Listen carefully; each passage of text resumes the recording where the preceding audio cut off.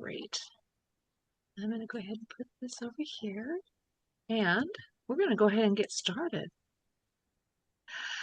So, um, a number of people in the course of our conversations about AI mentioned that they are concerned, that there's some fears around AI. And I want to just acknowledge that right up front, that I think um, most of us are at least a little bit concerned about AI and where does it go from here. And so I wanted to kind of reframe the fear just a little bit so that we can have a little bit more ease in our working relationship with AI. It's not a being. It doesn't have any more consciousness than the lamp that's sitting next to you. And so it reflects input and patterns. It's using data that it has been programmed with to give you a response based on patterns that it sees. And even saying that it sees that is kind of a misnomer. It's just data being given back to you. It's not here to replace your wisdom. It requires your wisdom. It's up to us to create with it. It doesn't have any initiative. It can't decide, oh, I want a ham and cheese sandwich, jump off of your desk and go get it. We have that kind of volition, but it definitely does not. Now, tools magnify our intentions. You think about what do you do with a tool? Well, you create with it and your intention is what it is that's actually creative. And so when we handle things with fear, we actually amplify our fear.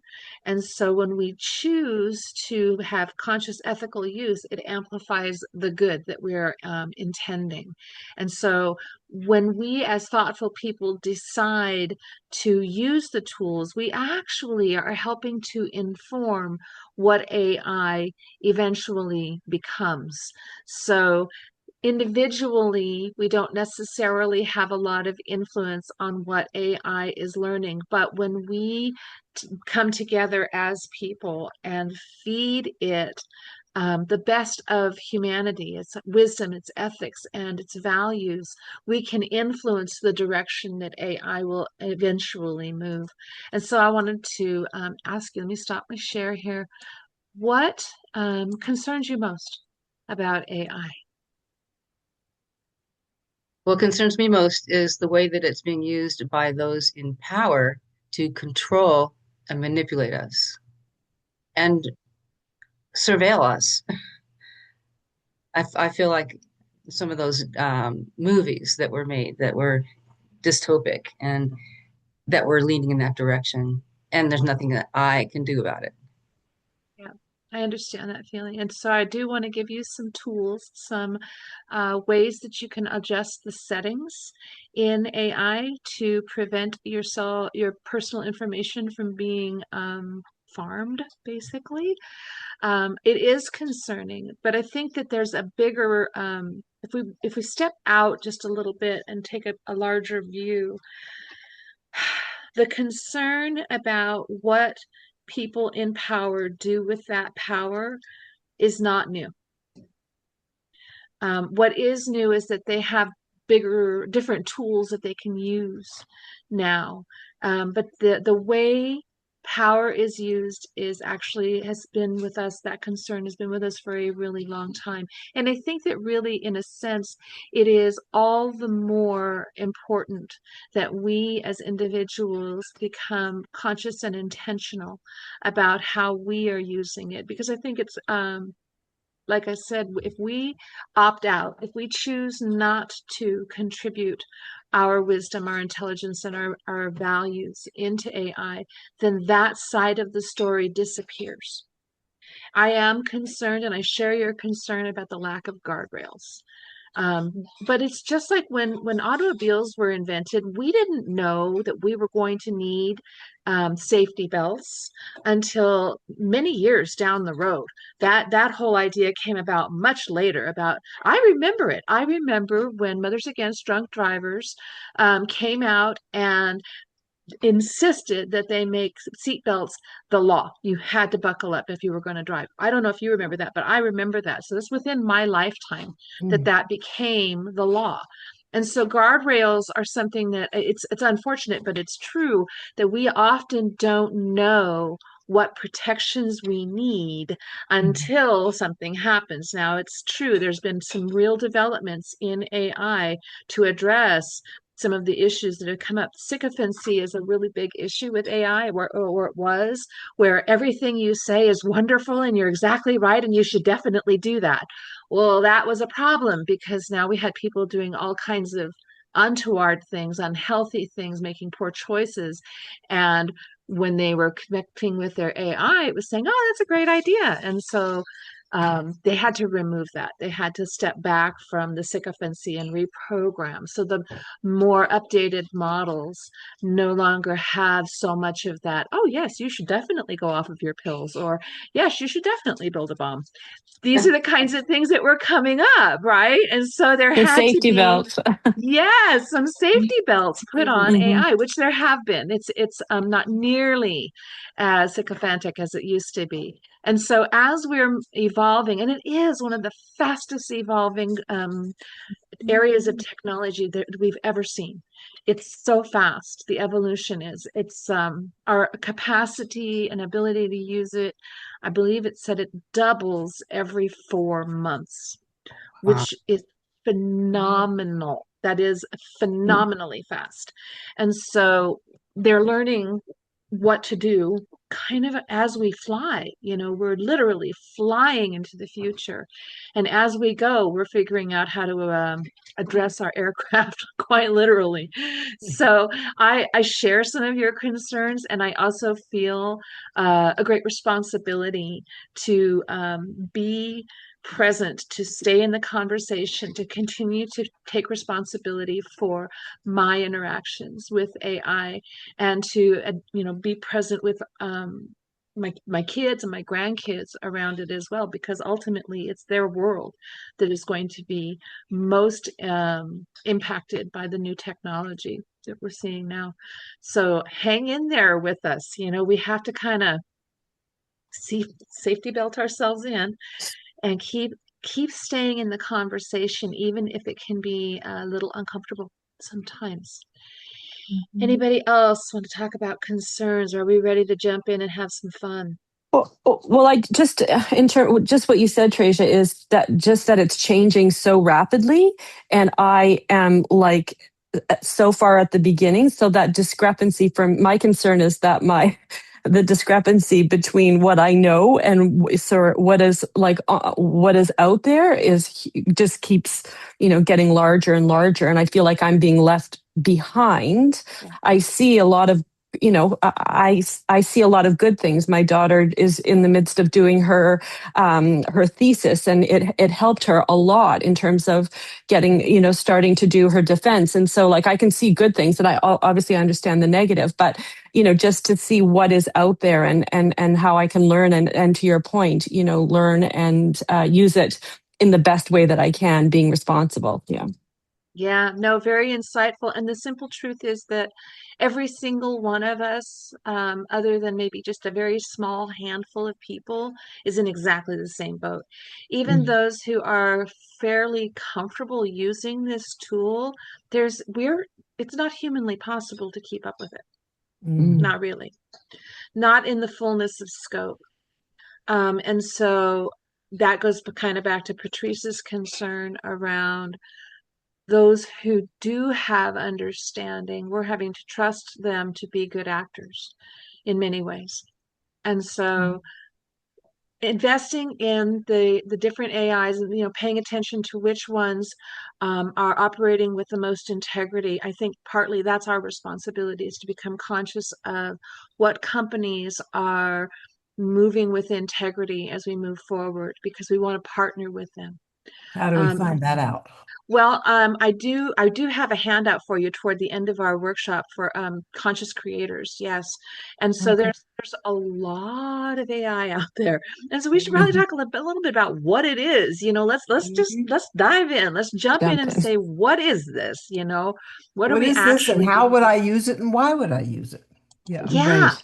and that's a really, really great question. What is it? Mhm. How is it? And why? Why would I? So here we Hmm. go. Let's jump in. All right. Let me give it a little here. What is it anyway? So it's a highly sophisticated search and pattern recognition system. It's a tool, not a mind. It's trained on vast knowledge, but it's not conscious. And that's really important because a lot of those scary movies that we've seen, like I, Robot and The Terminator and all these, crazy scary movies, were pointing to consciousness, that different robots would become self-aware. Hang in there for just a minute, Patrice. They're a mimic. It's a mimic. It combines past data to simulate creativity without genuine inspiration. That's a really important distinction because it isn't actually forward thinking. It's not truly inspired or inventive in the way that humanity is. It can only ever look at what's already existed and create based on that. It doesn't have the ability to think forward. So one of the things that we had talked about is that there are many, many, many AI apps out there now, literally hundreds, and they do all kinds of different things. And I'll be giving you a list of those with some links so you can go and explore. And a lot of them have free trials on them, which makes them a lot of fun. And you can do a lot of fun things for free. In fact, everything that we're going to do today will be done on the free version of ChatGPT. And it's not my absolute favorite, but it's pretty versatile. So we're going to use it. So one of the things that they talk about is artificial general intelligence. And what AGI has to do with the ability for one AI to have many functions. So rather than having a lot of different apps that are doing a lot of different things, it's a more comprehensive kind of intelligence that can take into consideration, if you will, not just text, but also music and also art. And we're moving in this direction. This is the direction that the creators are now working toward, is to create AGI and an agentic AI, which that's a whole other layer. And so we're going to kind of stay close to the basics today, but know that, just to Winnie's point, this is a science that has literally exploded. And we are really at the very beginning of something that is growing far faster than any of us can really comprehend. And that's important. I'm going to go ahead and stop my share for a second, and I'm going to answer Winnie and then also maybe try to help Patrice a little bit. So so this shows the level of my understanding of AI. So when I go to Google and let's say I'm just looking something up, whatever definition or something like that or something, and it gives me an explanation. There's always, like, underneath now, which never used to be, it has an AI explanation of things. What is that based on? Is that Chat GPT or what is that? What, I don't know what format that's Google Gemini, Google. Okay, so is that what that is? Okay, I just wanted to understand. Okay, and boy, okay, well that's something I want to put a little bookmark in my brain about talking about Google, because that's a whole another layer of AI. It is literally AI in your pocket. And I'm actually creating a workshop based on Google and how we now have the ability to look at anything really and find out information. We can be very remote. We can be sitting at a stop sign and find out what's happening on Mars, for that matter. So it's a pretty amazing new world that we're living in. We really are pioneers in it. And what you're talking about is what has basically replaced our old search engines. We used to get a list of websites, right? You'd get a bunch of websites and then you'd go to websites. Well, and I can tell you that people who have websites are not happy about this because they've been basically replaced. We no longer go looking for websites. We just go to AI and it gives us basically a summary, and it might give you some links to look at, which, by the way, I highly recommend. If you scroll down. Yep. But that's one of the big changes that has happened in just the last 6 months, is that the searches have changed. They've all changed. Okay. Is it possible to go to go back to the old ways, make the website owners happy, and to just have the websites come up like it used to? Is that possible to even do? You know, I appreciate your question on so many levels because I think there's a lot of us who are asking, wait, can we get off this train? Yeah. And the simple answer, no, no, we can't. It's kind of like when the printing press arrived. We couldn't predict the changes that were going to happen when the printing press was invented, or even in our lifetimes. Well, think about the telephone. When you guys were kids, what were telephones like? You know, they were party lines. They were big rotary dial things. They were maybe even on the wall things. You know, they were different, right? They're not like what we have now. Think about the internet. When the internet showed up, I mean, I had a coworker working in the office right next to mine who he was old school, man. We worked in the library and he was like, I don't want one of those in my office. I've been doing my job with a typewriter for the last 40 years. I have no interest in that. And honestly, after everybody else had their computers installed, he retired within the year. He was done. Mm. And so this is another reason why I really encourage people to be willing to at least get the rudimentary knowledge about what this is, because we are in a place of rapid evolution. And I mean, short of getting off grid, going offline, really AI is here to stay. It's here for us. It's what's happening now. And how many different versions or companies are there in the AI world? Hundreds, at Oh least, gosh. at So least. how come Gemini is what shows up on my phone? I didn't choose it. Because of Google. So Gemini is Google's baby. Yeah. And so Gemini, Claude, and ChatGPT at the moment are at the forefront of the large language models. And I don't want to get too far into technical stuff, but they're the ones that we're most likely to use for searches, for creating text. In fact, we're going to get into ChatGPT in just a moment. So on the top of my screen, Patrice, I'm looking at the top right-hand corner. There's an X to get out. There's two little boxes that change the size of my screen. Yeah, There's I've a had little there's a little line that would minimize, and then right next to that, there's a box that has multiple little dots in it. And Mhm. then when I hit those that box, it has the little dots.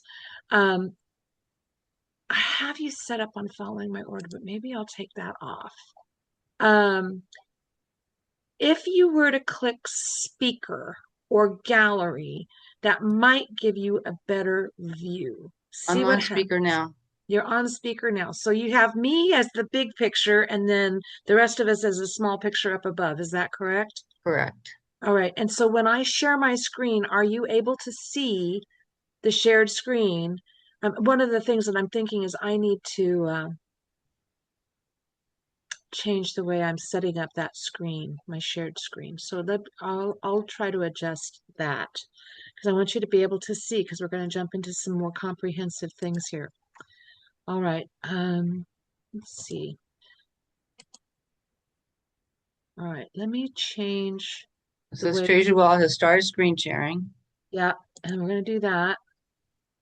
So what I see now is in the lower right-hand corner of that shared screen, I see a highly SO, probably says sophisticated system.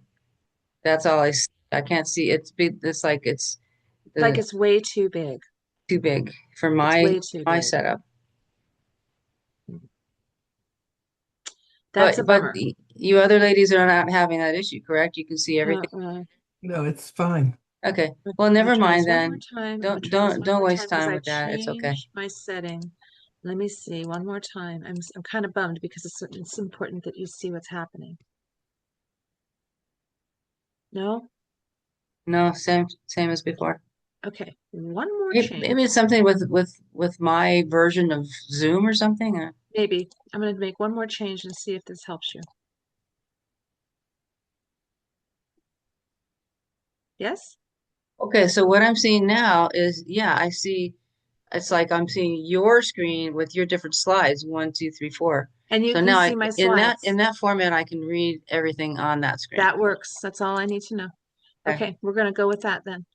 Sorry, it's not as sexy or schnazzy as what we were doing, but I want to make sure that everybody's along with us. So I'm going to start moving us along a little bit. It's not conscious. It does not at this time have consciousness. However, there is concern that it might become self-aware. And that's what they call the event horizon. And there's a whole scientific conversation around that. It is agentic, but that's for another workshop. It does not at this time have any awareness or soul or earned wisdom, which we earn our wisdom. It's not organic. It doesn't have an imagination. It doesn't have emotions or a lived experience. It's not vulnerable. And this is important because we've always kind of thought of our vulnerability as this type of weakness, but the truth is our vulnerability is one of our greatest strengths because it is the mechanism whereby we invest in relationships. And it is how we cultivate courage and love and transformation, how we take loss and pain and we turn it into a lived experience that informs our choices and decisions. And so it's important to remember that it can mimic that when we're communicating with it. It can mimic all of that, but it doesn't actually have that. It's not from a creative source. It doesn't have access to inspiration, intention, or desire. It doesn't have any of that. It's not forward moving. It only works with past data, never true emergence. And so it's kind of helpful because when you're talking to it, you'll notice that it sounds human, but it's not human. Okay, so let's talk a little bit about privacy and safety. So when you're talking with AI on your computer, and I'm not necessarily talking about Google, I'm going to separate Google out because when you go out online, you've entered into certain agreements with Google as an account. If you're an account holder with Google, it asks you when you first sign up that Google wants access to certain information. It wants to be able to access your contents or your contacts and sometimes your email, depending on what permissions that you've given it. And so I want to set Google aside as a separate thing because that really is a whole other conversation. But when you are working with ChatGPT or any of the large language models that I'm going to show you today, you have the power to choose what your privacy level is. It can't automatically see what's on your computer. It's more like an assistant that you handed a page and said, here's what I want you to do.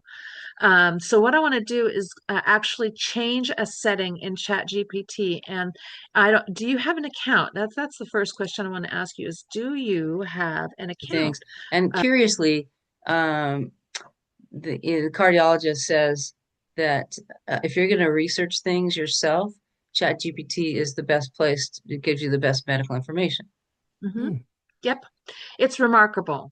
You ready? Let's do some remarkable things. First of all, I want to set up some things so that you know how to create some privacy. So this is ChatGPT. This is a free account with ChatGPT. I have not paid for this account, but I want to show you a few things while we're in here before we get started. If you look over here all the way on the left-hand side of my screen, what you'll So see is that Trajan, sorry, can I interrupt you for 1 second? So how would I, if it was just me, how would I get even to here you would put in ChatGPT in in your the Google, search. in this Mhm. Google search? Yep. Okay. And And you're then, a virtual private network. yeah, yeah. And what you can do is, yes, I am on a virtual private network, which is one of the security things that I recommend that we do is be on a virtual private network. That's a whole nother topic. It really starts to get into some stuff.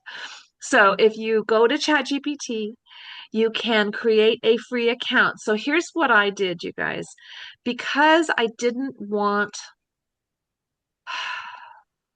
I didn't want to create a whole bunch of accounts, and I have a lot of free accounts open with different AIs. I actually used my Google account. I set some limits around what I was willing to share with Google in my Google account. And then when it asks you, can we use your Google account to set this up? I'm like, yeah, just go ahead. So it only ever has this access that I've granted to my Google account. So there are ways to kind of set some limits with that. So if you have a Google account, it'll ask you, oh, did your mind just blow up? Sorry. What you can do, if you don't have all of that happening, we'll just set it aside for a minute. It's fine. You can go in and give it basically your email and set up a password. And that's it. That's it. You set up a free account, and that's all you ever have to do. But can't you also get the same information without an account? Um, it's been so long since I tried to do that. I can't answer that for sure. You can try. It may ask you just to kind of give your name, but it might say you can come in as a guest. That's possible. Now here's the benefits of having the account. Okay, so all the way over here on the left-hand side, what you can see is that I have a lot of chats. I've been doing this for a long, long, long time, and there are probably a few hundred chats. Every time I use it, um, I either create a new chat, or if it's something that I'm using, over and over again, I may go to the search and say, okay, I want to find my Board of Trustees chat. And I'll call up that chat line, that chat thread, and use it because it can reference itself. So let me give you an example. Let me see. Are we there yet? Let me go back to searching here. And let's say I want to search are we there yet? So this is actually something I used to create a slideshow for a community that I facilitate some of their meetings. And it's right here. And so if I click on that, it takes me back into the chat that I created and where I had it help me create some slides. Okay, so you can go back into threads that you've already created, or you can open a brand new chat and it'll start with a clean page, and that's fine. And it'll save your chats unless you say, get rid of this. And so, for example, uh, banner size recommendations. I don't really need this anymore. You see these three dots that I'm hovering over. If I click those, it gives me some choices about what I might want to do with this chat. I might want to drop it in the archive if I think I might use it again later. But since I probably don't, I'm just going to go ahead and delete it. And then it goes away. And it'll say, you might want to go away. I say, yep, let it go. And so you have control over how many chats are saved. Now I want to show you some cool stuff. All right. So down at the bottom, you see down here, it has my name. If you click on your name, it'll give you some options about things you can do. It says I can upgrade or personalize. I can look at my profile or my settings. I'm going to go to settings. Okay. So you can do some different things in settings. All right. You can kind of control some of the way it looks. You can set up a voice if you want it to speak to you. Just tell you real quick while we're in here with data controls. You see up here at the top, it says improve the model for everyone. Make sure that that is turned off. And I'm going to send you the recording so you'll be able to see this. And the reason for that is, and there's argument to go back and forth on this, because as I said before, when we participate in providing our values and our integrity in our interactions, we're helping to inform AI. But this choice to turn off, improve the model for everyone, Basically, you're saying, don't use my conversations, my chats to train other AIs. I don't want my stuff being used for other AIs. So that's what that is for. And you can do things with your chats here. You can delete them all. You can archive them all. You can manage them. And there are other things you can do in the settings. It's worth going in and exploring the settings so that you can get a little bit more understanding. Now, where it says personalization, I'm going to click on that. I'm hoping that everybody can see that. You can inform things about how you want to interact with AI. Here are some custom instructions using, and these are things that I've put in here. Use an encouraging tone, take forward-thinking view, always be respectful, prioritize win-win solutions and ideas. You can put anything in there you want. You can say be snarky and sassy and use your sense of humor, and it will. Absolutely, it will.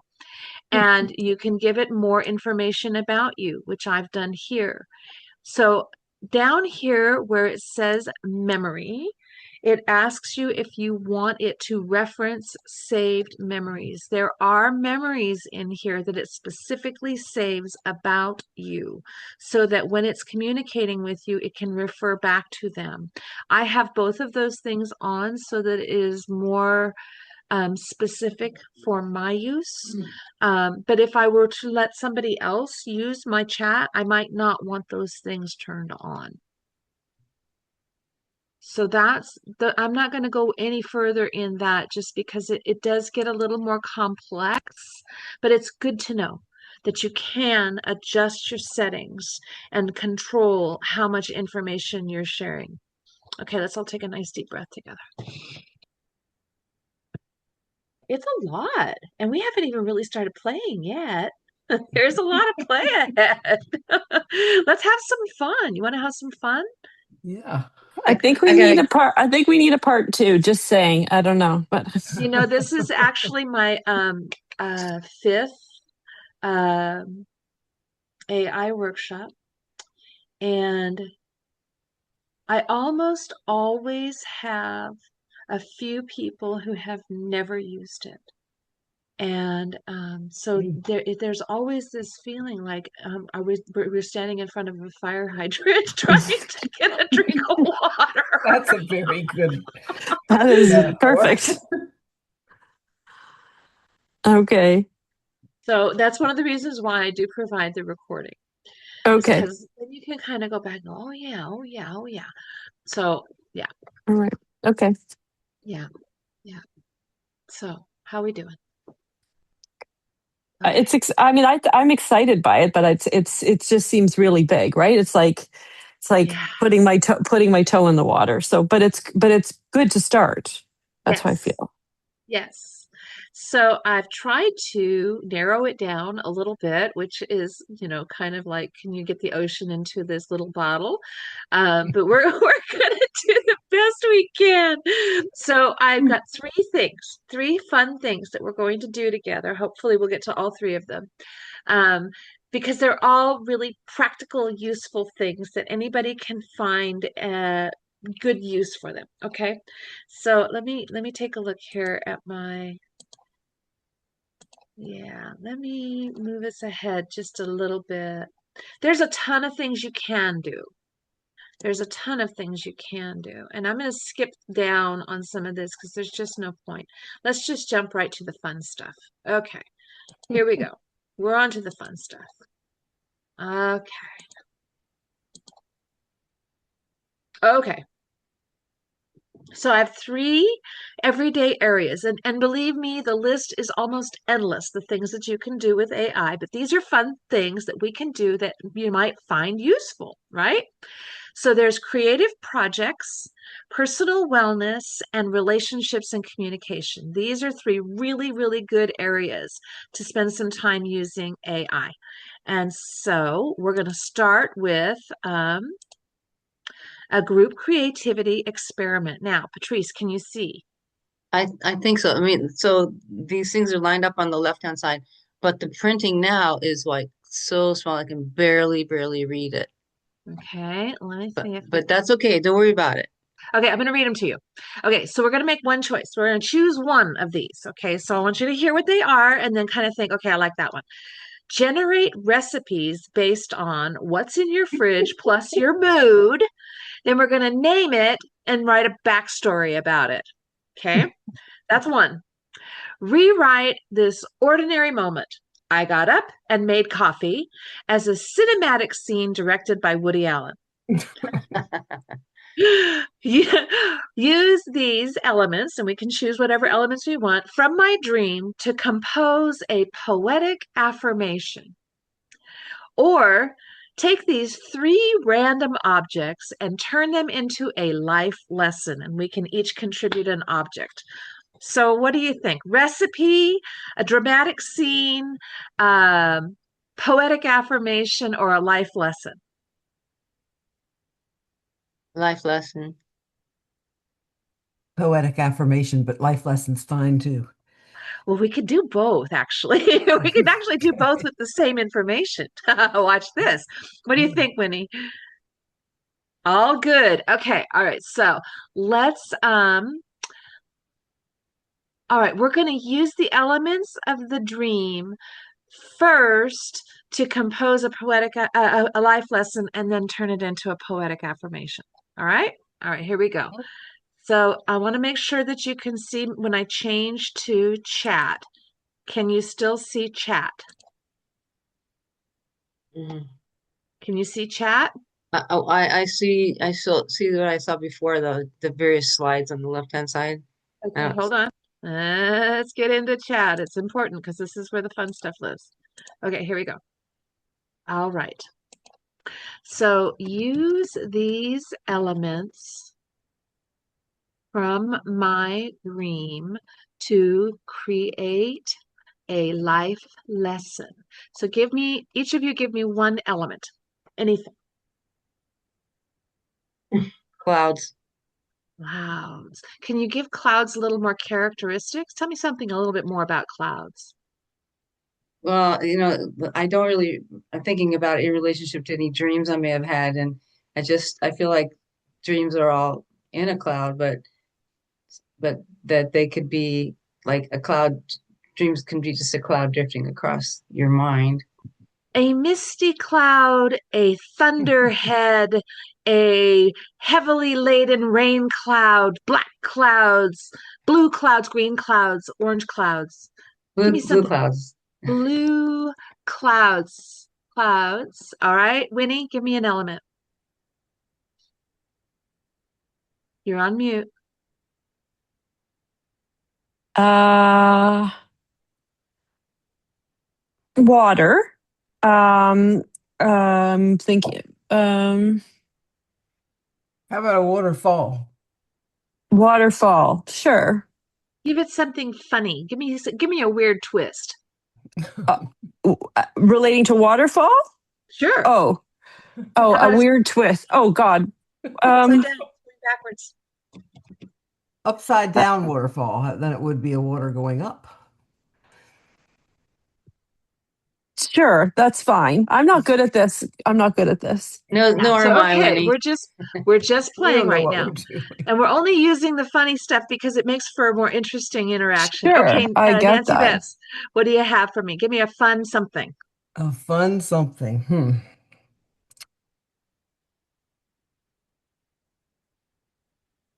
Gorillas. Gorillas. Anything special about those gorillas? They're in the water. In the water. And let's see, I'm going to choose. What keeps coming to me is barking spiders, you guys. I'm just Barking spiders. That sounds too scary. All right, let's see what it does with that. There's something surprisingly coherent about this dream once you let the images speak in their own language. Oh, it even gave us some images. How do you like that? Blue clouds suggest a state of calm awareness, but not ordinary awareness. It is mind or spirit softened, open, receptive. It points to moments when clarity is available, not through force, more like allowing than striving. Life doesn't always arrive through effort. Sometimes it's when you're willing to rest in a gentler perspective. An upside down waterfall. Water flowing upwards breaks every expectation. What should fall is rising. What should be predictable isn't. This often mirrors moments in life when things stop making logical sense. Pans flip, roles shift, outcomes reverse. When life turns upside down, it may not be wrong, maybe revealing a different direction of flow. Not all reversals are setbacks, some are directions. Gorillas represent strength, instinct, grounded power. Place them in water. An emotional realm suggests strength, learning to move through feeling rather than control. That power doesn't dominate, it adapts. Real strength isn't rigid, it's the ability to stay grounded while moving through emotional currents without losing yourself. And then uh, barking spiders. Most absurd image and often most revealing. Spiders usually symbolize creation, weaving, and patience. Barking is a warning signal, but coming from the wrong source. Something subtle is trying to get your attention in an unexpected way. Not all warnings look serious. Sometimes intuition shows up as discomfort, humor, or something that feels off. Pay attention to what doesn't quite fit. So, here it is, bringing it together. Your dream reads like a gentle but firm recalibration. You're being invited to soften your perspective, trust unexpected shifts, stay rooted in your inner strength while navigating emotion, and listen to unlikely signals. Life doesn't always guide through clarity and order. Sometimes it guides through inversion, instinct, and the strange. You're in a season where things feel a little out of sync or unpredictable. This dream leans toward reassurance rather than warning. Okay, so let's see. We can shape this into a short teaching story. It gives us that choice. Let's have that. So all the things you just read, Tracia, were were all created by an AI thing. Yes. Okay, Yes. so that makes me think that like all the horoscopes you see, not that I read them anymore, they're probably all AI generated too. You know, one of the things I will tell you is that as I've gotten more versed in using AI, I recognize it everywhere now. I hardly get an email anymore where I don't know immediately that it was generated by AI. So it gives us this story that I'm going to drop into our chat room, and then I'm going to ask it to do the next thing. All right, here we go. Let's copy that, and then I'm going to drop it in our chat. Oops, it's a little too long, so let me take half of it off. And this at the steady gorillas. Okay, we'll take it from there. Oh, that's still not long enough. Too far. It barked again. So it's going to give us a whole story, which is kind of fun, right? Oh, for heaven's sake, stop it.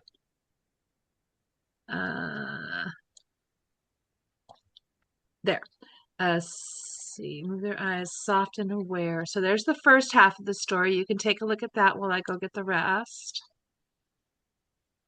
See, our eyes soft and aware. Here we go. So then, all right, we'll copy this and paste it. Oh my goodness, it's still too long. Limitations of chat. Let's see. Reveal itself. And then the final piece of the story right here. I'll copy that, put that in there. There's the story that it wrote with our elements. Now let's turn it into, A poem. turn this Oh. into a poetic affirmation. All right. Hmm. Trust the unfamiliar flow. And it's been giving us all these wonderful images. I didn't even ask it for images, but Oh here's my God, the look at poetic affirmation. I rest beneath the blue clouds where my mind softens and I remember that clarity can be gentle. I release the need for life to move in unexpected ways. What rises when it should fall may still be guided by truth. I stand like the gorilla in the water, grounded, steady, present, letting emotion move around me without losing who I am. I listen for wisdom in unexpected voices. Even the strange, the subtle, the absurd may carry a message meant for me. I trust what feels different. I honor what I not yet understand, unfamiliar to become a teacher. I move with life as it is, not as I demand it to be, and in that allowing, I discover a deeper flow that has always been guiding. And you Amazing. saw how That's good. fast, so fast, right? So, so Yeah. Tracia, can I ask a question? Sure. When you showed us, I don't know, is it considered to be settings as it relates to you? I was sort of reading what you had, and you had a little area where you talked about yourself, which was that you were spiritually guided, or that you had a certain way, and that you were using chat. So the fact that this is written the way it is must be influenced by that being something that you, in the way that you are using it. Do you know what I'm saying? Like, those are your characteristics that are put on there. So if I was to do this and do exactly the same thing and hadn't necessarily put those stipulations or whatever in that, it would be completely different. It could very well be. Yes. Yes. Okay. Very astute. Yes. It is responding to what I've told it I'm interested in. Absolutely. Right. Okay. Okay. Yes. And then Okay. remember, this is the free version of this. So check Yeah, this out. that's unbelievable. Let's do a couple more things with this. How about turn this into a song? Include, yeah, include um, chord chords over chord notations. Let's see what it'll do with that. Here we go. In G major. So there you go. I rest beneath the blue clouds where my mind lets I, go. I mean, part of the challenge is to even know what to ask it to do. Like, Mhm. you can tell that you have a lot of experience. Like, I can't even think to even Mhm. ask it this. Do you know what I'm Yes. saying? Like, Yes. that part is even hard for me, even to know what I can ask it. Yes. Yes. And that is about prompting. And Mm-hmm. prompting is a skill. And Mm-hmm. I do actually have a little bit more information to give you about prompting. And really, long, wordy prompts are not necessarily helpful, but putting in the right information is really helpful. Because I could write a thank you note, and it would. But if I said, recently, a friend helped me through a very difficult time, and I Right. really want to express my thanks to her and maybe give it a little more information. We've been friends for 40 years, and she is so dear to me. It's going to write something much more personalized. So prompting is important. What we ask for is what we're going to get, basically. Yeah. And I'm going to ask this to do one more thing: create an image that encompasses all of the elements of this dream.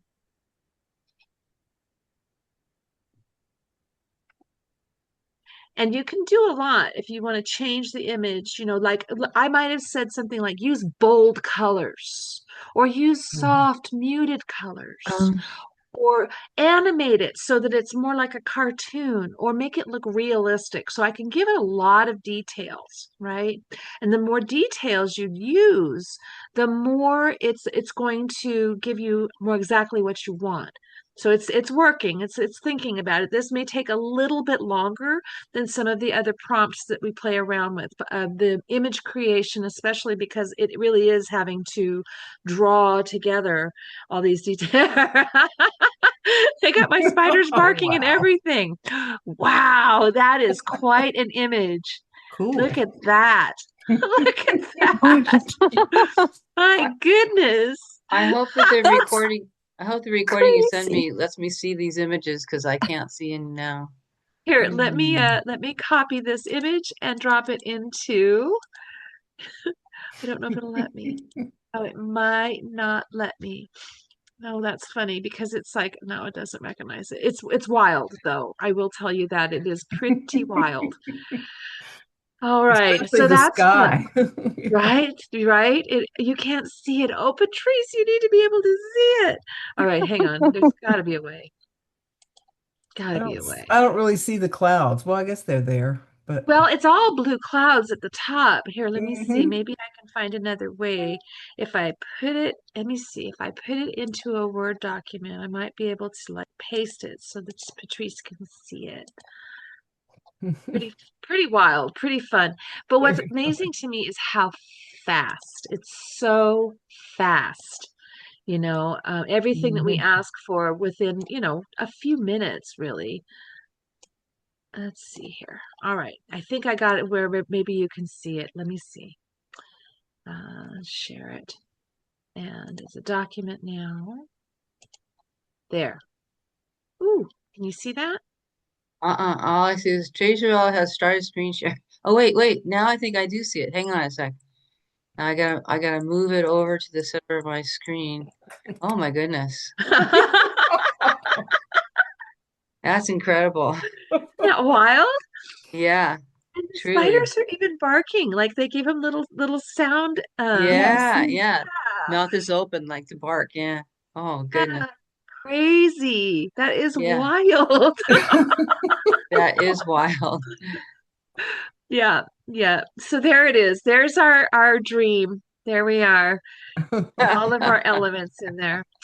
Okay. So, That's as pretty you can incredible. it's That a is. very creative, very powerful creative tool. But the imagination, the intention, the Mhm. authorship still belongs to you because you're the one who has to think about the prompt that you want to put in there. And you want to put in, let me see if I've got my slide here handy that has to do with prompting, because I think it's worth looking at for just a minute. I do want to move forward because there's a couple more really cool things that I want to share with you this evening. But here's the deal on prompting. This is where you move from user to co-creator. So the things that are really helpful as far as prompting goes is context, clarity, and voice. And so you want to make sure that whatever you're requesting is really clear and that you tell it what you want it to sound like.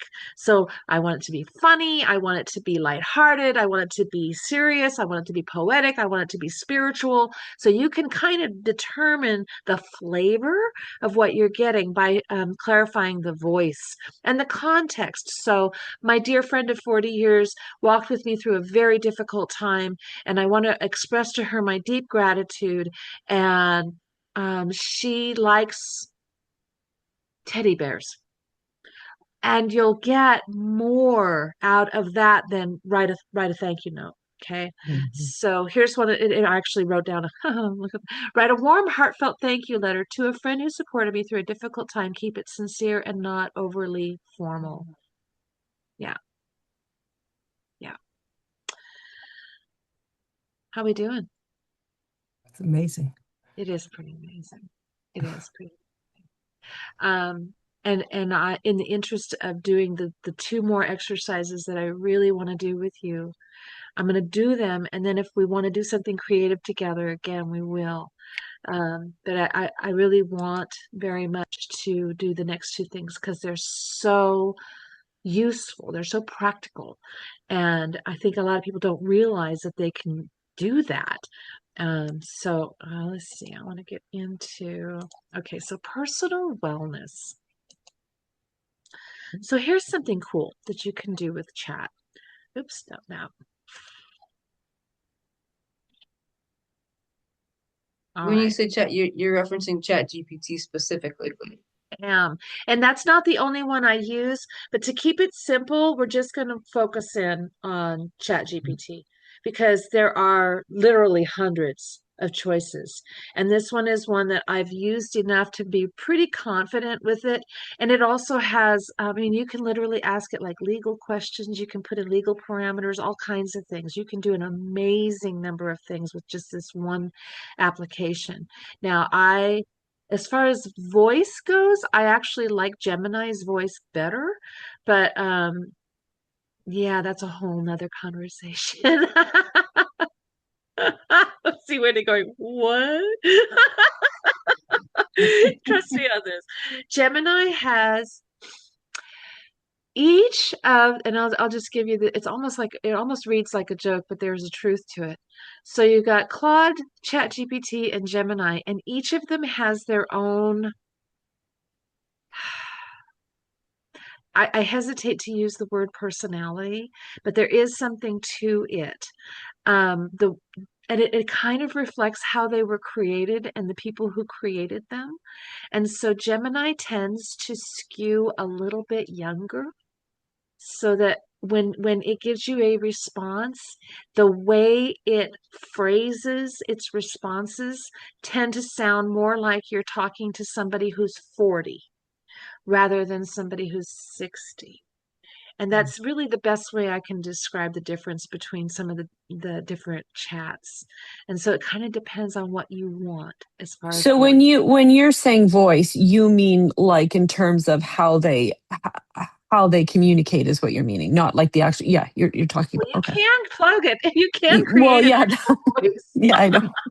Yeah, It's okay. stomach. It's for another day. It's Okay. fine. Yep. Yep. So let's talk about personal wellness, because this is actually a really nice prompt that I've created. All right. So I'm giving this whole list as a prompt example. So create a daily wellness routine for energy and restful evenings. Include gentle exercise routines, sleep support ideas, daily structure, meal planning, reflection or journaling prompts, music, and meditation practices. So we're literally going to take this as an entire prompt, this whole thing, exactly as it's written here. And we're going to drop it into chat. Okay, I'm going to go ahead and reload so that Patrice can see at least some part of this, hopefully. Hopefully. All right, so chat, where'd you go? It's still got a gorilla on it. Okay. Okay. All right. So, you know what? I probably should do this before I open it. I'm going to go ahead and open a new chat in GPT just so that it doesn't accidentally think that this is part of the dream that we just did. So, we're going to have a fresh new chat because we're going to do something completely different now. All right, here we go.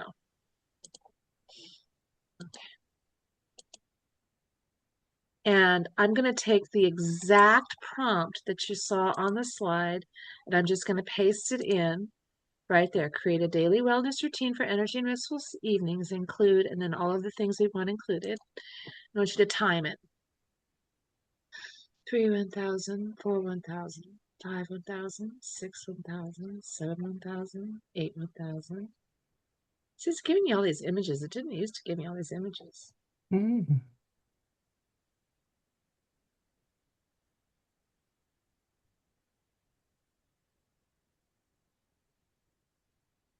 Gives you some examples for meals you can use.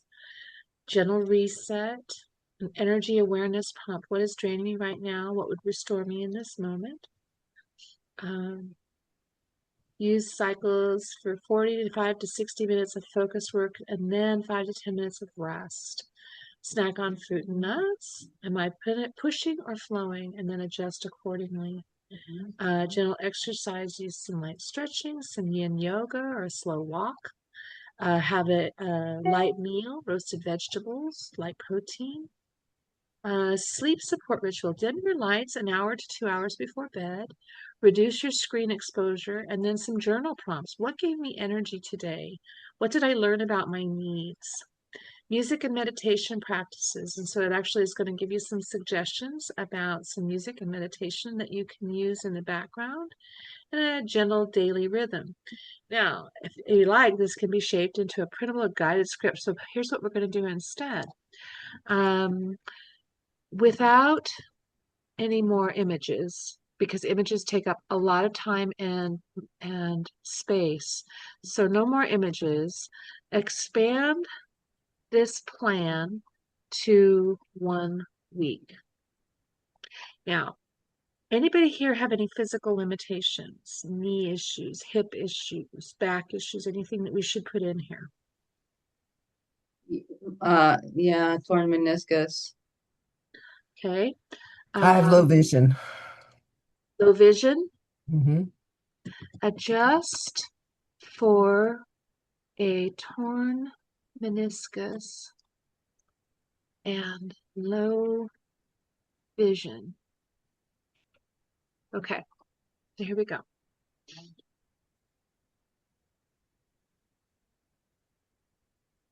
So for your knee, there's some really specific adjustments, and for your vision, use audio cues for vision. Use timers, voice notes, guided meditations. Keep your spaces decluttered and consistent. Use high contrast items and favor repeatable routines over visually complex ones.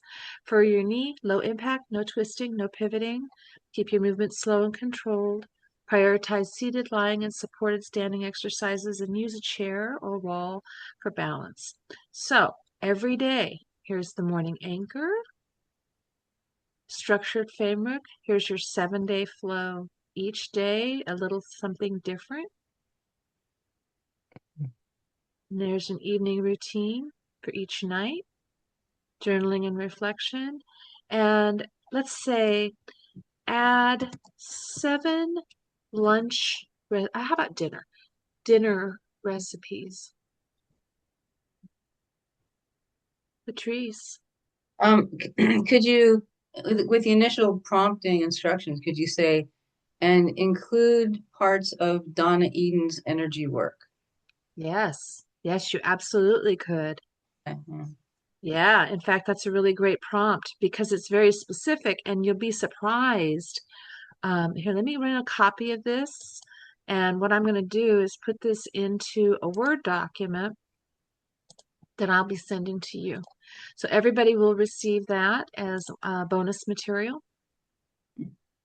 Good. Yeah, that's all. Everybody's going to receive that. And then let's go back to chat for a minute and say, add, um, so one exercise daily that is, let's see, suggest 7 exercises based on Donna. It's so funny that you mentioned Donna Eden. I have her book, Donna Eden's Energy Work. There you go. Mm. And it literally refers directly to Donna Eden's work to bring Mm. these forward.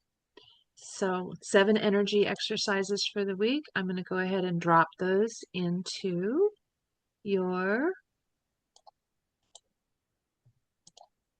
there you go. So How everybody about a gets, shopping list for the dinners? how about a shopping list? How about a shopping list? Let's go back and do that. Create a shopping list for the dinners. So Tracia, as you're doing this, you're just adding on to each of the like each prompt becomes like an additional thing to the Yep. To the original. yeah. Okay. Yep. And you can just give it one prompt with everything in it. Right. Absolutely you can. But maybe you didn't think of everything all at Maybe you once. didn't think about it. Yeah. Yeah. All of a sudden you're like, oh wait, I need a shopping list for that because those recipes sound Hmm. amazing, but I don't know what I need, right? So you'll receive that at the end of the workshop. You'll get that whole Hmm. printout, the whole Good. exercise routine and the Donna Eden energy work, adaptations for your knees and your eyes and your Gonna be shopping busy. list. Yeah, yeah, you're gonna get all that. So this is one of the reasons why I really want Wow. to do that part because it's such a nice value added thing that just takes us literally, what, 5 minutes to create together, and it's Yeah. specific for you. And then there's a couple more things that are really amazing, and this is probably one of my very favorite uses for um, for AI, honestly. Let's see here. Relationships and communication. All right. So And there we go. AI, while it is not human and cannot relate to the human lived experience, it can be a wonderful objective sounding board. And so, you know how something will happen and your mind will be just running on a hamster wheel. And I can't believe they did that. I can't believe what they said. I checked my load. Come home, sit down, and type it up. All of it, everything, even the language. It doesn't matter. It doesn't matter if it's not neat. It doesn't matter if it doesn't make sense. It doesn't matter, doesn't matter, doesn't matter. The question becomes, how can I grow from this? Mm-hmm.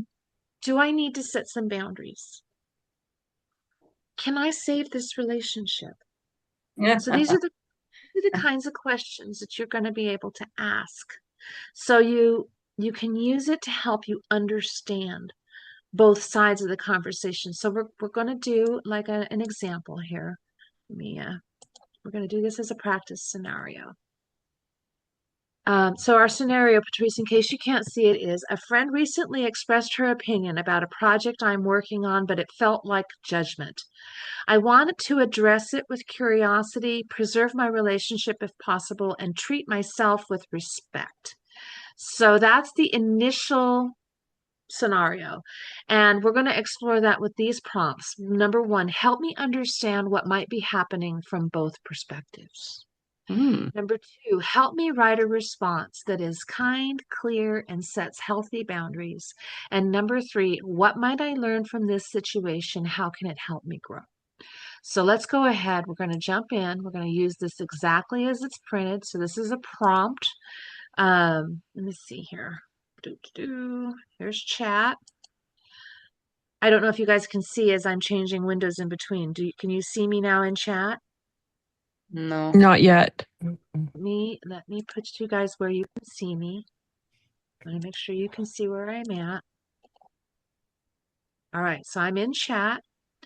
I'm dropping in the prompt.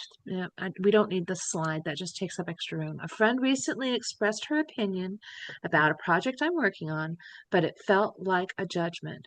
I want to address it with curiosity, preserve my relationship if possible, and treat myself with respect. Now, can you guys give me maybe a few details? Let's make up a story here. So you're working on a project. My project is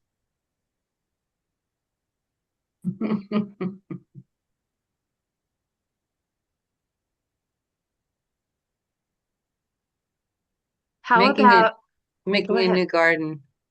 Making a new garden. My friend said,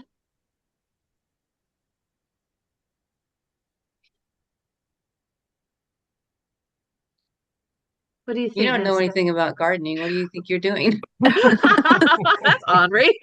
The wrong the wrong plants for the wrong amount of sunlight or the Mhm. wrong temperature or Okay.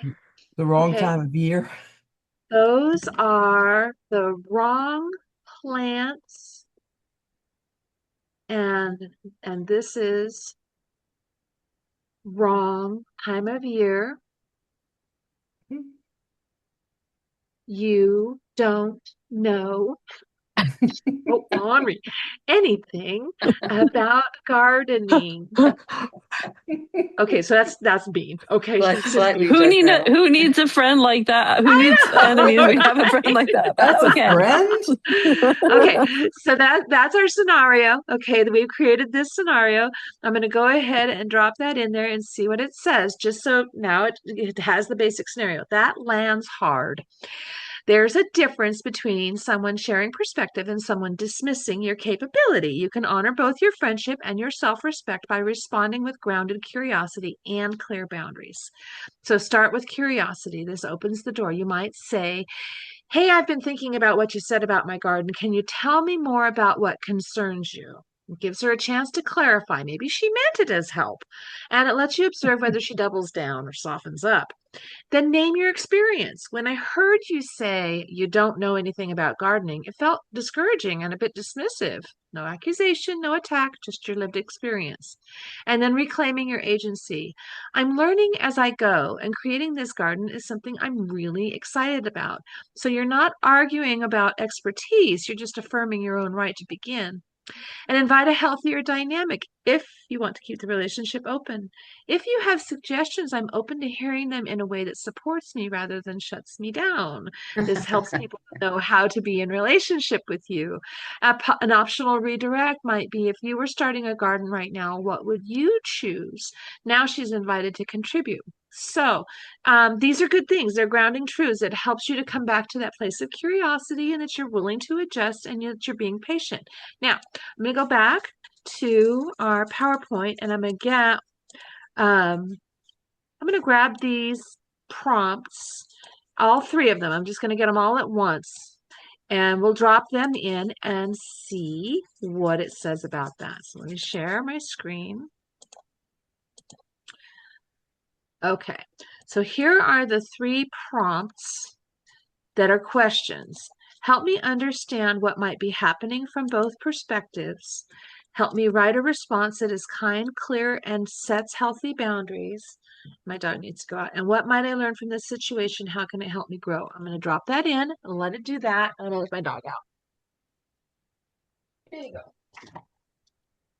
You let her back on. Okay, so what did it say? So her words are blunt, but the intention underneath could vary. So what might be happening for her, she might believe she's saving you some time, money, or disappointment, which actually, if you've ever planted a garden and have it fail, that's actually entirely possible. She sees herself as knowledgeable about gardening, and maybe you're creating an unconscious trigger that she needs to assert that role. Maybe she kind of got upset because you didn't ask. She might not realize how her words land. She might not be good at communication, and being direct might feel dismissive. So for her, she's just being direct. And maybe she has unexamined bias. You're saying that you don't know.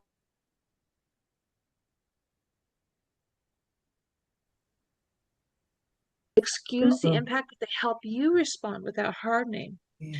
So what might be happening for you?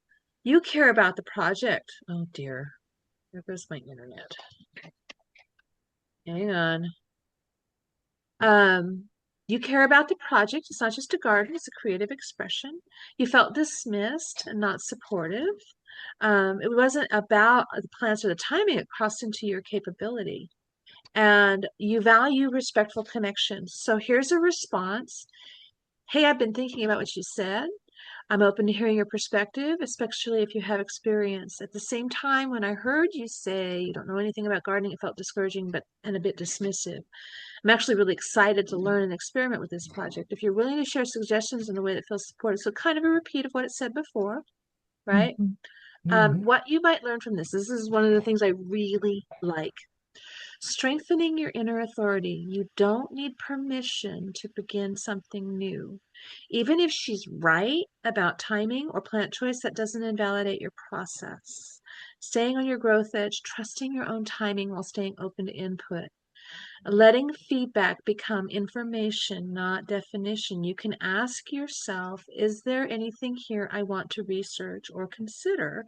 What feels true for me and what doesn't? Discernment is your filter.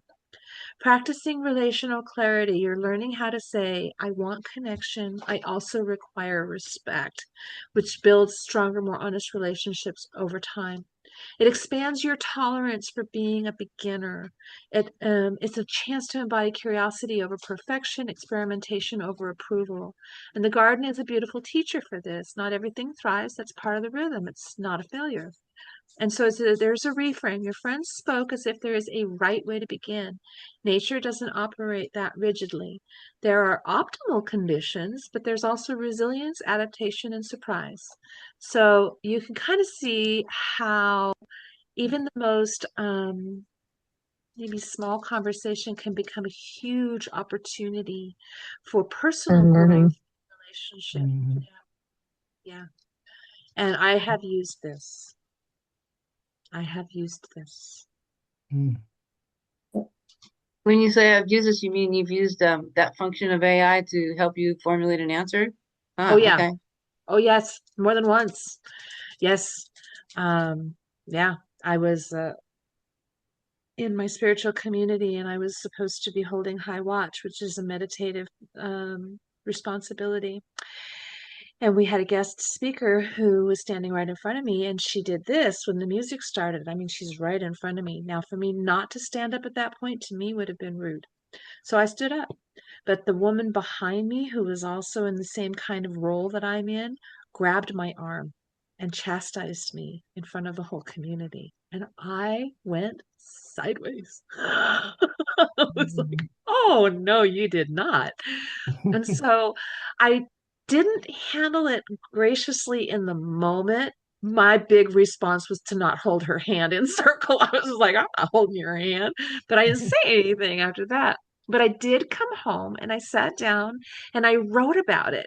And I was mad, you know, but I wanted to know because this is a relationship I value and we work together and we're under the same spiritual director. So I really needed to walk with some kindness and grace in this. And so it gave me a lot of the same kinds of feedback, how I could create boundaries that honor us both and weren't inflammatory. Believe me, right at first I was like, this is too nice. I'm not feeling this nice right now. And I even said that I'm just not feeling this nice right now. And so, it's an interesting way to use AI as a sounding board, but it can be a very powerful tool for learning our own personal stuff, recognizing our own stuff and how to navigate that. As a retired psychotherapist, I wish I'd had this when I was doing my practice. Oh yeah. Yeah. Oh yeah. Oh yeah. Yeah.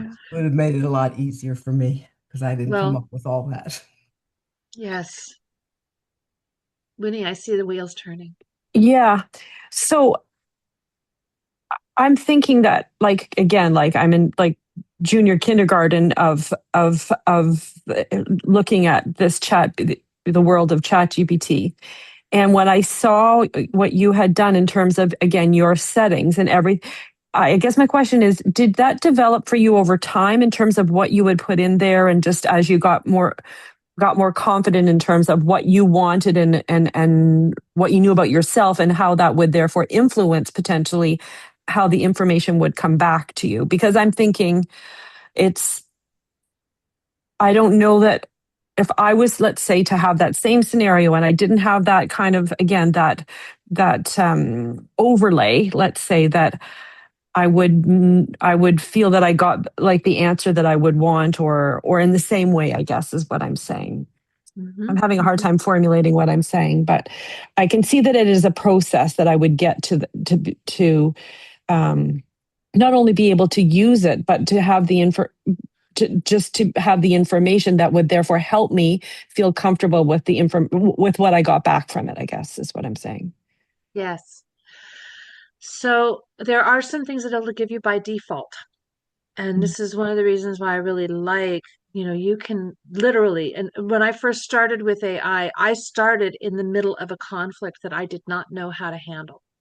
And Okay. it was so consuming. It was so consuming. And Mhm. I had my blame story raging, baby. It was raging. I was so angry and so hurt by the things that had happened. And so, literally, my first several dates with AI were just me raging into the machine. And Mm. so it wasn't nice and tidy at the beginning, but AI Right. was very consistently able to say, that Right. sounds really uncomfortable. Yeah. You know, Yeah. so, you Just Yeah. like know, your therapist would. Yeah. yeah, it doesn't replace therapy, but my Yeah. goodness, it certainly is helpful. It is Yeah. helpful. Yeah. Yeah, Patrice, I realize that we've gone a little over it and I Sorry. Yeah. understand entirely. Sorry. Well, I will send you a recording and the copies of all of the documents that we created today and the ones that I want to share with you. well, So, it's my fault that you went over because all the delays trying to help me see something I wasn't able to see. But It's anyway, okay. thank you very much, Trasia, and All thank right. you, Nancy It's Betts and nice Winnie. to meet you, Thank you Enjoyed Patrice. this Nice to all. time. meet Nice you. to meet you too. It Good was night. really amazing. Treasure, it was amazing. It was Mhm. so amazing. Beyond I what I learned thought. so, yeah. I mean, I learned so much and I know what so little I know. but We know but even it's more what we don't know. yes, yes, exactly. But it seems like just to even play around with it, even to just try, I'm gonna try and set up Mhm. my Your free, account. yeah, my free account. I'm gonna start with that. Yeah. Yeah. Yeah. Now, there are a couple more things that I wanted to share with Oh, you, okay. just so that you're aware. Um, it's important to know that AI does not discern the truth. And it's important too, because just like what we were talking about at the beginning, that it's always been historically a concern what people who are in power do with that power. That's always our concern. It is also true that bias is a reality. Bias exists in all of our news media. It's everywhere, and everything that's out online is subject to our discernment. We need to have discernment. And add to that the layer of truth that AI hallucinates. So I would say it does this less than it used to, especially right at first. It was really bad. It would present information as though it was documented truth, and Mhm. there was no basis for it. There was nothing.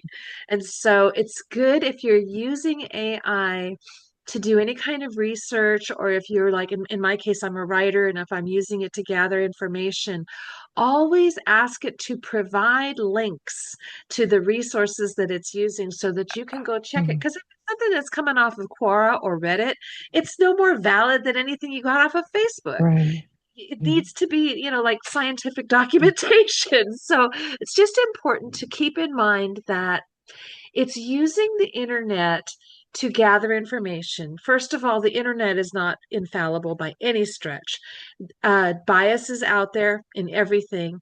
And then you add the layer of the potential for hallucination. So it's really good to always check the work that's going on. Now, I don't know if you guys can see this. Can you see this? Little teacup story. Can you see that?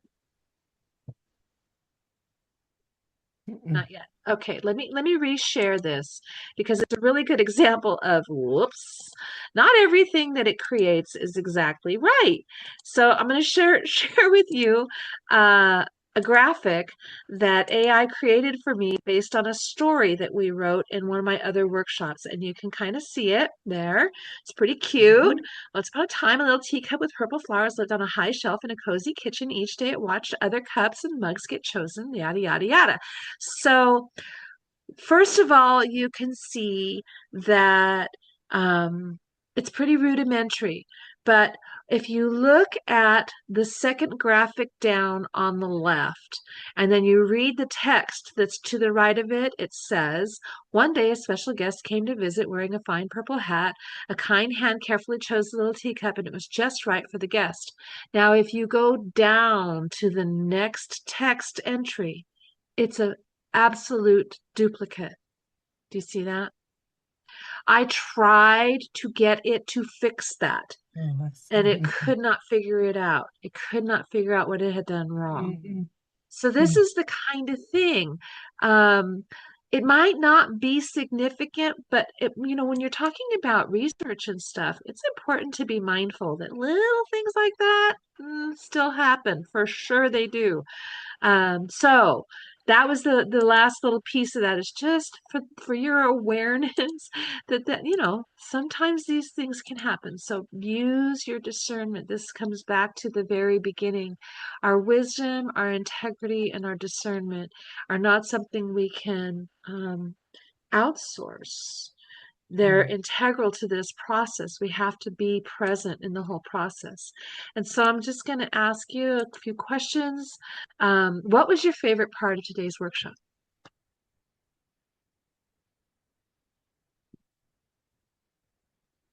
Well, When we got into using it.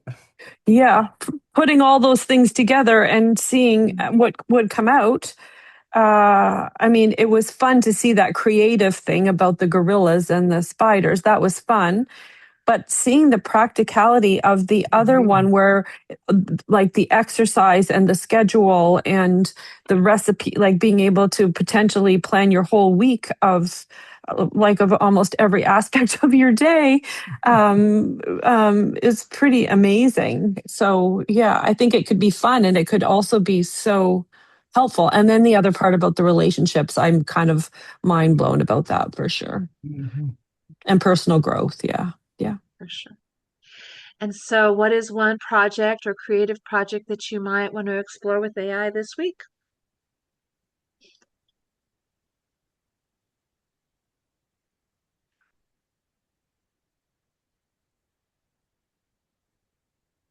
Well, for me, I think I would like to do some more things having to do with relationship and personal growth. Just that is something that's on my plate, and so it's definitely something that I would like to play around with, and I would also like to see. I love what you're going to be sending us, and I would like to see whether or not I would, in terms of the scheduling and doing all of that kind of thing. I would like to see how if I could make it more personal to me, because I it would, and I have to do a spring cleaning thing. And I was going to just like literally do it old school and like Google a couple things and put it into my own thing. But now I'm going to try it doing that way. Nice. Really good. How about you, Nancy Betts? Well, I have a whole list of projects, so I don't know which one I would select, but my husband was a photographer and um he didn't keep things in, or he didn't put things in of easily accessible format for me. And I don't know enough about it to do it. So I'm not sure AI could help me with that, but You'd be surprised. Yes, actually, you would be really surprised at how much good step-by-step instructions you can get. Mhm. In the workshop that I was talking about using the AI in your pocket, which is Google, you can take a photograph, say of a door handle. Okay, somebody actually did this. They were telling me about it. You know, you got to install a doorknob. Okay, no idea how to do that. So she took a picture of what she had and said, "How do I install this?" And it gave her Mhm. step-by-step instructions, and she was able to do it. Wow. I Wow. know. Isn't That's that amazing. amazing? My Ooh. goodness. Don't need to keep the instruction manuals anymore. They Well, don't that's even it. send them anymore. Yeah, Yeah. that's true. Yep, that's a fact. And you literally can get step-by-step instructions to almost anything you want to do. Hmm. So I did promise you, and I'm going to send you this. I just want to show it to you. Oops. Wait, come back. There we go. Gosh, there's so many things to share with you. Seriously. So this is the list of apps that I'm going to send you. And Okay. I've got it into different categories, and it's hot linked so that you can actually go and explore any of these. And there's probably a couple hundred on this page My alone. goodness. This is Priceless. by no means everything. By no means. What do you mean hot linked? What does Yeah. that mean? Well, if they're blue, you should be able to Oh, just I click see. on We them. can just click If them. not, you can just copy and paste it. Yeah. So Mhm. I'll include that. And the other thing that I will include, and this is just something that I really like and I admire it, is this the Conscious Creator. Here, wait a minute. Show it to you. Conscious Creator AI Manifesto. And so this is kind of the conscious marketer is actually one uh, group that is using AI that I think has put integrity first and foremost. And so we talked about that. And so I'll send this Hmm. to you so that you can kind of hear how to put your heart first. First. Mhm. Yeah, as you're moving into using it, what does ethical stewardship look like? What does sustainable harmony look like? What does compassionate service look like? So I really liked this, and so I'll include Mhm. that in your email. Love that. I Yeah, love that. yeah. And so we are over time, but I need to honor you Good. for that. I so deeply appreciate your So good. time and energy. Well, thank you. It's a whole new Loved world. it. I loved Wonderful. it. It was so good, Yeah. Tracia. Thank you so much. It was Yeah. so amazing. Thank you. You're Loved very it. welcome. You're Maybe very we'll welcome. want Loved to it. do part two sometime. Yes. Yeah, I Yeah. really want to work on Google in your pocket because Yeah, I it's a think that would be remarkable good. thing. Yeah, Yeah, yeah, that would it's be pretty good. exciting. Yeah. Okay. You know, if you're standing on the beach and you turn around and you take a picture of the boardwalk, you can say, "Tell me about this place." Wow, eh? Mm. What a world. What a world. Yeah, we really do live in a whole new world. We really do. Yeah, and Mhm. it's not all bad. This is true. Yeah. As long as you Not stay with off you in it, CNN. Tracia. Not with You know, we're the ones who get the power to choose, as always. It's always been up to us. It's always been up to us. We have the power to choose. Thank you very much. It was really nice to meet you, Nancy. Nice to meet you. Nice to Talk meet to you, Winnie, Okay. and to see Okay. Trazia. And I love Yeah. your tea with Trazia And I blog. sent you guys another I one know. for Oh yeah, I saw right that. before Yeah. I I just saw. got one out I saw. there. Oh, I I hadn't saw. seen that yet. I Oh, saw. yeah. It's out Okay, good there. night. All Thanks a right, lot. ladies. Good Thank you. Have night. a Good great night. night. Okay, bye. Thank you.